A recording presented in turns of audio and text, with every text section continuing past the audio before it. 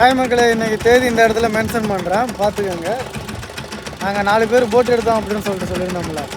எனக்கு டுடே மீன் பட்டதை பாருங்கள் எப்படி இருக்குது அப்படின்னு சொல்லிட்டு மனசே விட்டு போச்சு. போட்டுக்கு போகணுமா அப்படின்லாம் ஆயிடுச்சு.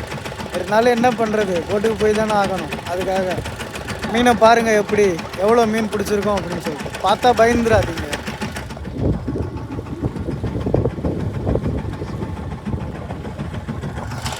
எதாக இருந்தாலும் லைவாக போட்டு தான் நமக்கு பழக்கம். அதனால் நீங்கள் வந்து பாக்ஸ் உள்ள வச்சுருப்பீங்க, அப்படி வச்சுருப்பீங்க, இப்படி வச்சுருப்பீங்கலாம் சொல்லுவீங்க.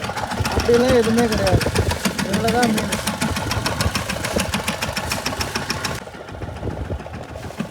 சரி விடுங்க, அதை பற்றி எதுவும் சொல்ல வேண்டாம்.